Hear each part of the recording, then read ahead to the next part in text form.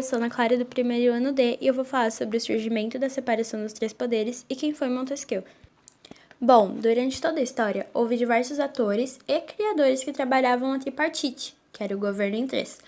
O primeiro deles foi Aristóteles, junto com a sua obra Política, que falava sobre a existência dos três poderes que cabiam nas decisões do Estado, sendo os três poderes deliberativo, executivo e judiciário. Depois de um tempo, Locke, com a sua obra O Segundo Tratado sobre o Governo Civil, defendia o poder legislativo superior aos demais, o executivo aplicava as leis e o federativo tinha a mesma função, cabendo cuidar das questões internacionais e de governança. Após um tempo, Montesquieu criou a tripartição aceita e executada atualmente.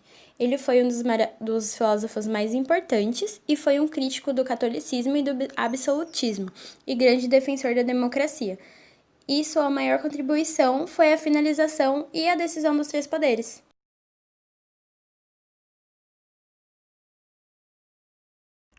O poder executivo é o poder destinado a executar, finalizar e gerir as leis de um país. E controlando esse poder está o presidente, os ministérios, a secretaria da presidência, órgãos da administração pública e os conselhos de políticas públicas.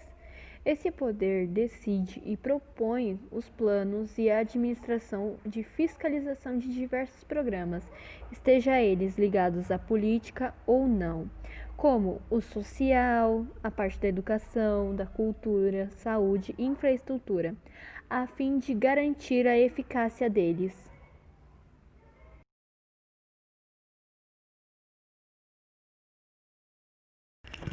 O poder legislativo é o poder que cria e estabelece as leis de um país. Ele é composto pela Assembleia, os parlamentos, o Senado e a Câmara dos Deputados, onde essas leis estão destinadas a conduzir o país. Mas antes, elas passam por todos eles para serem aprovadas. E esse poder, ele elabora, além de elaborar as leis, ele também precisa ser fiscalizado pelo poder executivo.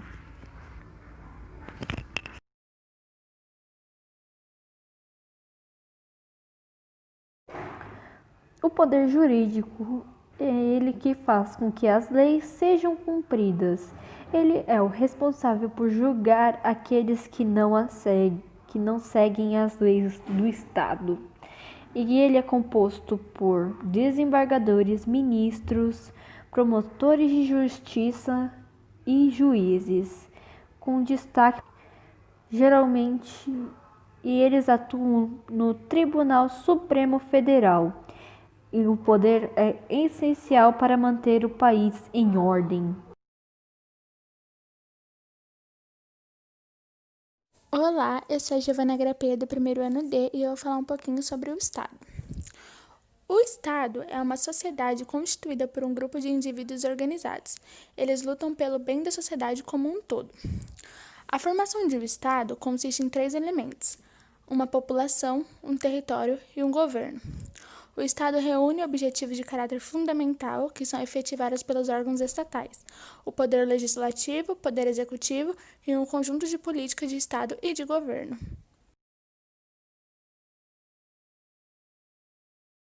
Em uma sociedade, a função das leis é controlar os comportamentos e ações dos indivíduos de acordo com os princípios daquela sociedade. Leis que são elaboradas pelos representantes da população, ou seja, os vereadores, os deputados e senadores, que são eleitos para tratar desses assuntos, já que não é possível juntar todos os eleitores para fazer elas. No Brasil, temos uma lei principal, ou a lei maior, que é a Constituição Federal, onde se encontram as normas que orientam o legislador sobre quais assuntos eles devem ou podem tratar. Assim, para exemplificar, eles não podem fazer leis para que haja pena de morte no Brasil ou para acabar com as eleições para a escolha dos nossos deputados.